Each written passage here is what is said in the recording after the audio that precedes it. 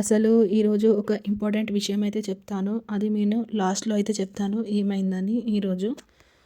ఫస్ట్‌గా అయితే ఈ పప్పు ప్రాసెస్ చూసేద్దామా? ఈ పప్పు దాల్ ఫ్రై అంటారు కదండీ! రెస్టారెంట్ స్టైల్‌లో చాలా బావుంటది టేస్ట్. మీరు మీ ఇంట్లో ట్రై చేయండి. టేస్ట్ అయితే అదిరిపోతది. దీనికి కాంబినేషన్ జీరా రైస్ చాలా బావుంటది. సరే ప్రాసెస్ చూసేద్దాము ఫస్ట్‌గా. అయితే ఇక్కడైతే శనగపప్పు అయితే మంచిగా వాష్ చేసి అయితే పెట్టుకున్నాను. 2 అవర్స్ సోక్ చేసుకున్నాను.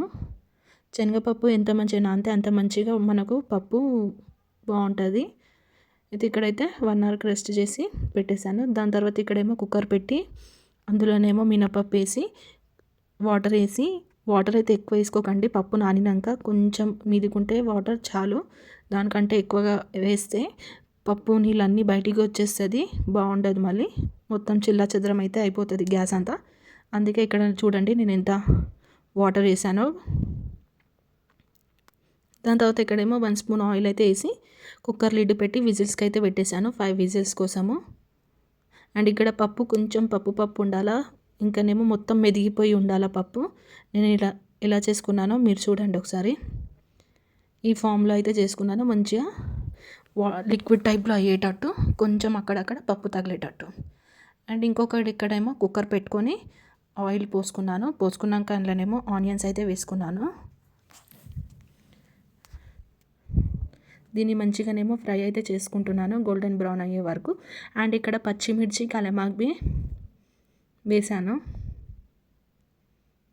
కొంచెం సాల్ట్ మీకు ఆల్రెడీ తెలిసే ఉండొచ్చు. నేను ప్రతి ఆనియన్స్ ఫ్రై చేసేటప్పుడైనా దేంట్లో ఏమన్నా పోపిచ్చేటప్పుడైనా కంపల్సరీ అయితే నేను సాల్ట్ వేసానని మీకు ఆల్రెడీ తెలిసే ఉండొచ్చు. అండ్ ఇక్కడనేమో పచ్చిమిర్చి పుదీనా అది వేసుకొని అది ఆల్రెడీ మంచిగా ఫ్రై అయితే చేసుకున్నాను. ఇక్కడ ఫ్రెష్గా నూరి పెట్టుకున్న జింజర్ గార్లిక్ పేస్ట్ యాడ్ చేసుకున్నాను. దీనికి జింజర్ గార్లిక్ పేస్ట్ అప్పటికప్పుడు నూరింది ఉంటే ఇంకా టేస్ట్ అయితే ఇంకా బాగుంటుంది. అండ్ ఒక విషయం ఏంటిదంటే ఏం జరిగిందంటే ఈరోజు అసలు మా పిల్లలు ఈరోజు గార్డెన్లో ఆడుకొని ఉన్నారు. ఆ గార్డెన్లోనేమో స్నేక్ వచ్చేసింది. మా పిల్లలు ఆడుకొని ఉన్నారు, ఇంకా వాళ్ళ ఫ్రెండ్స్ ఉన్నారు. దాదాపు ఒక 10 మెంబర్స్ అయితే పిల్లలు ఉన్నారు. పిల్లలంతా సడన్లీ స్టన్ అయిపోయి ఉరికిపోయారు చాలా, గేట్ ఓపెన్ చేసుకొని. అక్కడ స్నేక్ చాలా లావు స్నేక్, అదేనండి కింగ్ కోబ్రా. అది చూడంగానే పిల్లలు అయితే భయపడి అయితే ఉరికిపోయారు.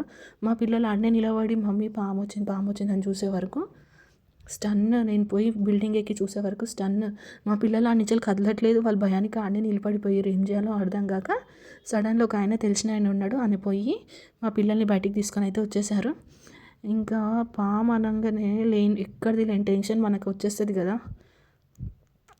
నయమైంది మా పిల్లలు అయితే బయటికి అయితే వచ్చేసారు. కానీ మాకైతే భయం అయితే ఉంటుంది, ఎందుకంటే గార్డెన్కి పక్కగా మా ఇల్లు ఉంది.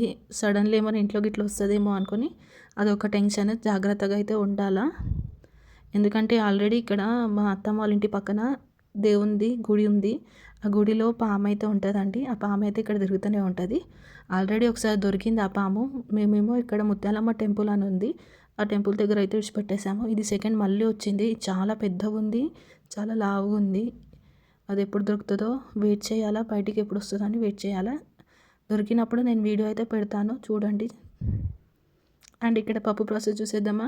అయితే ఇక్కడనేమో పసుపు అయితే యాడ్ చేసుకున్నాను. మంచిగా పసుపు యాడ్ చేసుకొని దాని తర్వాత ఇక్కడ 2 కప్స్ టమాటా వేసుకొని మంచిగా అయితే ఫ్రై అయితే చేసుకున్నాను. దాని తర్వాత ఇక్కడేమో రెడ్ చిల్లీ పౌడర్ యాడ్ చేసుకున్నాను 2 స్పూన్స్. ఎందుకంటే నేను పచ్చిమిర్చి ఆల్రెడీ యాడ్ చేశాను కదా. మంచిగా యాడ్ చేసినాక ఆయిల్ అయితే మంచిగా అయితే ఫ్రై అయితే చేసుకున్నాను. అండ్ ఇక్కడనేమో ఆల్రెడీ రుబ్బి పెట్టుకున్న పప్పు చూపించాను కదా, అది దీనిలో అయితే యాడ్ చేసుకున్నాను. చూస్తున్నారు కదా పప్పు ఎట్లుందో. బాగా చెప్పలేను, ఎప్పుడెప్పుడు పప్పు అవుతుందా, ఎప్పుడు తిందామా అని అయితే వెయిట్ అయితే చేస్తున్నాము. ఇలా అయితే మంచిగా కొంచెము ఉడికించినాక మళ్ళీ కుక్కర్లో కొంచెం పప్పు పెట్టి అందులో కొంచెం వాటర్ యాడ్ చేసి మంచిగా కలిపి దీంట్లోనే యాడ్ చేసేసుకున్నాను పప్పులో. సాటర్డే రోజు ఇలా చేసుకోండి, చాలా బాగుంటుంది. దీంతో కాంబినేషన్ జీరా రైస్ అయితే ఇంకా బాగుంటుంది. మీరు ఒకసారి మీ ఇంట్లో ట్రై అయితే చేయండి, చాలా బాగుంటుంది. అండ్ ఇక్కడనేమో కొంచెం సాల్ట్ తగ్గినట్టు అయితే ఉంది, కొంచెం నేనైతే యాడ్ చేసుకున్నాను. దాని తర్వాత ఇక్కడ చికెన్ మసాలా యాడ్ చేశాను. చికెన్ మసాలా కంపల్సరీ అండి టేస్ట్కి. అది వేసి అయితే మంచిగా అయితే కలుపుకుంటాను. చూస్తున్నారు కదా పప్పు అయితే ఎలా ఉందో. మీకు నోరూరుతుందా లేదా నాకు కామెంట్ అయితే చేయండి.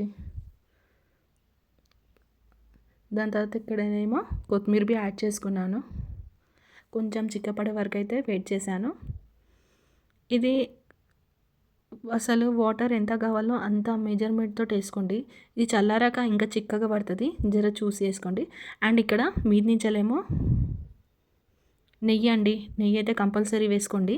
అండ్ ఇక్కడ నేను ఏం చేశానంటే ఇంకొక కుక్కర్ పెట్టుకొని అందులో నెయ్యి వేసి పచ్చిమిర్చి వేసి కొంచెం అంత కారం వేసి మీది నుంచి అయితే బాగా అరిచాను. అసలు నెయ్యి బి యాడ్ చేయండి అండి కంపల్సరీ, టేస్ట్ ఇంకా బాగుంటుంది. ఆ లెవెల్ వేరే లెవెల్ అండి. వెజిటేరియన్స్ వాళ్ళకి ఇదొక పప్పు అంటే ఎంత బాగుంటుందో వాళ్ళు ఒకసారి ట్రై చేసి చూడండి. బాగుంటుంది, డెఫినెట్లీ బాగుంటుంది. మీకు ఈ వీడియో నచ్చినట్లయితే ఒక లైక్ అయితే వేసుకొని వెళ్ళండి. ఇక్కడ చూస్తున్నారు కదా, కొంచెం సాల్ట్, ఇదంతా మంచిగా కలుపుకొని,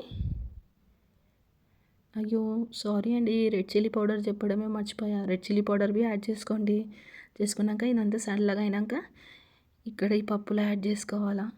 చూస్తున్నారు కదా పప్పు చూస్తే ఎంతమందికి తినాలనిపిస్తుందో.